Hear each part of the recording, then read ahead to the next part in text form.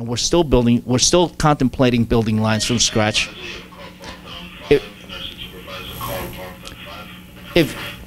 If they could build a new subway line under the 2nd Avenue in the middle of Manhattan, if they can extend the 7 train out to the far west side under all of that development already in Manhattan, and at costs that are far greater, we've got to not throw away our assets. You know, like the High Line Park is a great park, but that was a defunct rail line that really didn't go anywhere. People are talking about creating that kind of park here on the Rockaway line.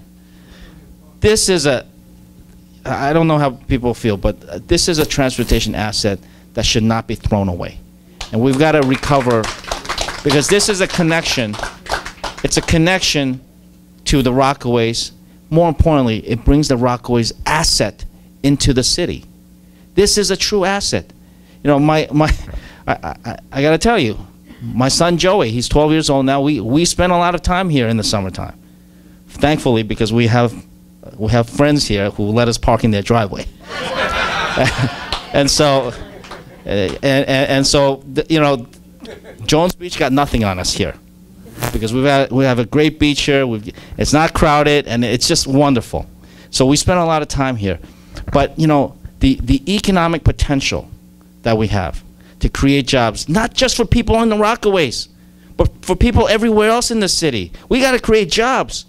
And there aren't that many places left in the city where you can have real pre-planned development in a positive way that not only includes housing, affordable housing, but also job creation, some commercial and industrial space, and taking advantage, you know, reclaiming what the Rockaways used to be. It used to be a premier tourist attraction.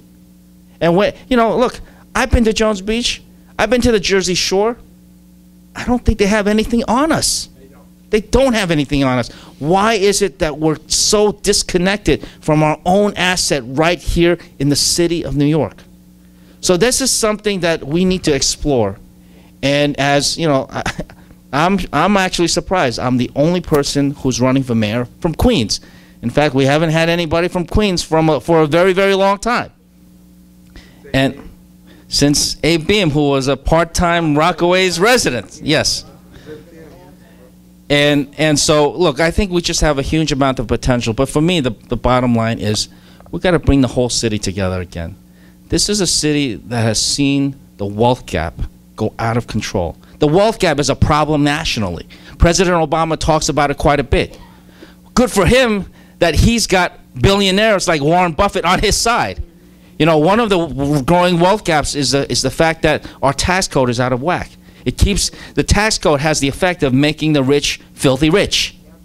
Warren Buffett, to his credit, has said very clearly, it is a shame, it is disgraceful that my secretary, meaning Warren Buffett's secretary, pays a higher rate of tax than Warren Buffett does.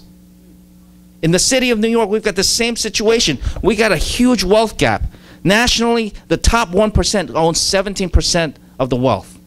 In the city of New York, the top 1% owns closer to 40% of the wealth. That is a huge concentration of wealth in the hands of a few.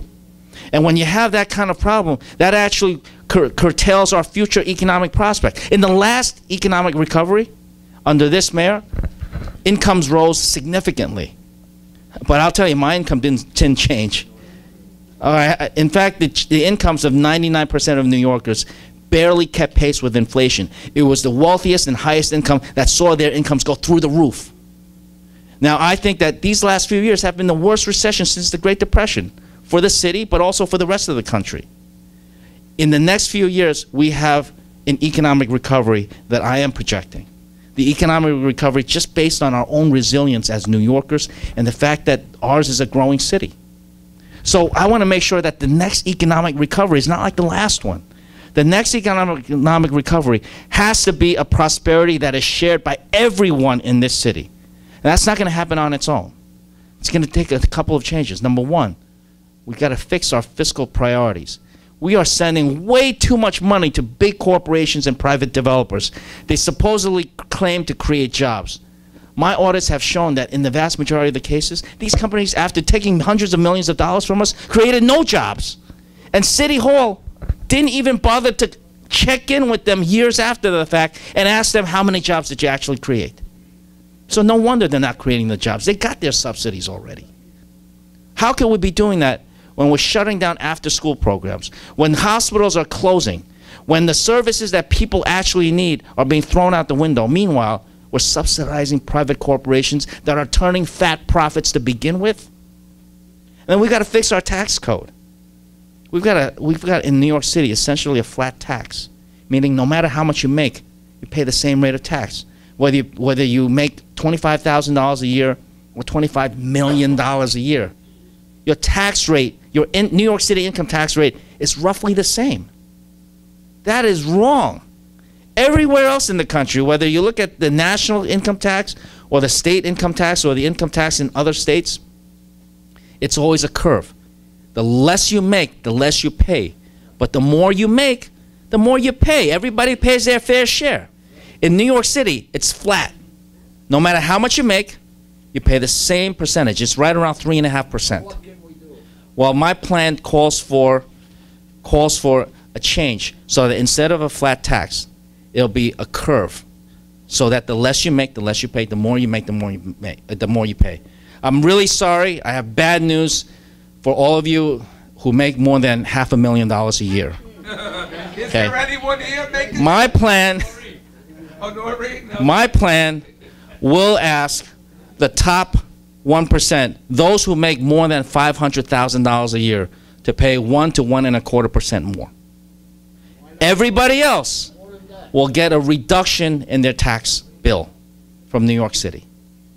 That is a curved, progressive income tax system. It's a fair thing to do. And now Mayor Bloomberg will say to us, and this is the norm that he's got us all thinking, right? He has refused to even entertain that idea because his rationale is that, well, the rich are just going to leave New York City. There's no proof that that would ever happen. And ours is a growing city. You know what? There's plenty of people, rich and otherwise, coming to New York City. If people want to move out of their penthouses and go to New Jersey, somebody else will occupy that penthouse. There is no proof that, you know, we can't keep being held hostage to the idea that we can't change our tax code, or we've got to keep subsidizing these corporations, otherwise we might upset the billionaires and the mega corporations and they'll leave us. No, I don't think they're going to leave us. And if they want to leave us, you know what? We'll keep the money for ourselves and we'll grow our own talent in the city of New York. We're 8.5 million people. We're projected to grow by a significant amount more in the next 20 years. This is a city that is in high demand by people here. You know, people aren't leaving. When people retire, you know, there's all sorts of stories about people retiring to Florida. Sure, there are lots of people retiring to Florida, but there are even more people staying in New York City. And then we've got other people from across the country and all over the world coming to New York City. New York City is in high demand. Don't compare us to Omaha or Atlanta or Chicago or any place else. We are a very special place, and we got to govern as we see fit, and not be, you know, not succumb to this notion that, oh, you know, we got to, the wealthy have to take care of us. The idea that, you know, Wall Street bonuses are what sustains our economy, I think it's just downright offensive. We've got to create opportunities for everybody. We have the capability to do so if we change some of the paradigms that, unfortunately, this current mayor has kind of fooled so many people into thinking is the real reality, when in fact I think he's the one that's been out of touch. So I'm sorry, I spoke for much longer than I thought I would be. I just got a little bit upset there. In any event, I'm running for mayor because I do want to create that change. That's the only reason I run for office. I don't have to be in office. In fact, most of my career has not been in elective office. I run for office like I did the first time in the city council and for controller, because I feel that I have a perspective that's different from everybody else's, and I want to create some of that change. And I see things in places and people that other people don't see. So I hope you'll give me a chance. I'm here to answer all your questions. Thanks very much.